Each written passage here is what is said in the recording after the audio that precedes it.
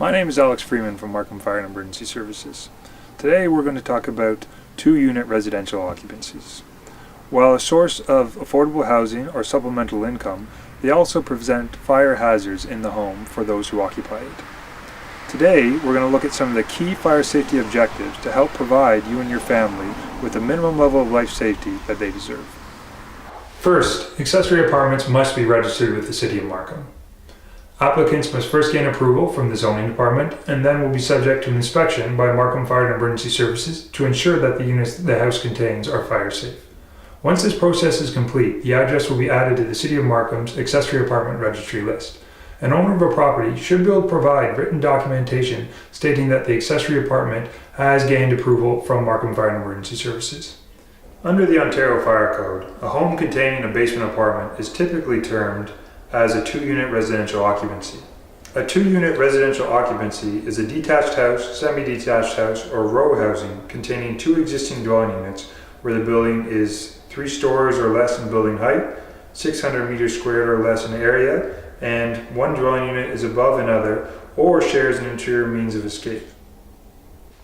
Containment refers to the construction assemblies that separate the dwelling units within the home.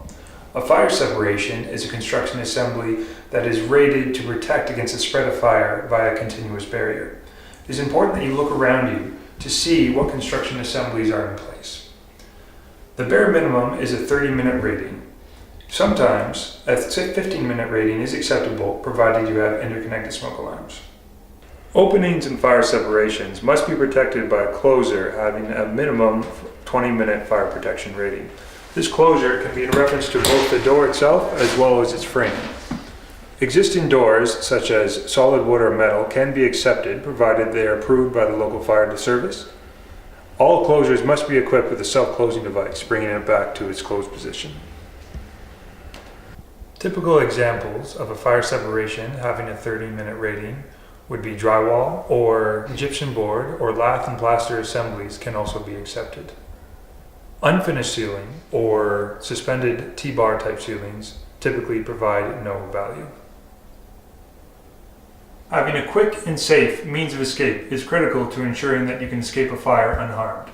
Your exit should serve only your dwelling unit. It should also provide direct access to the ground floor leading to the exterior of the building.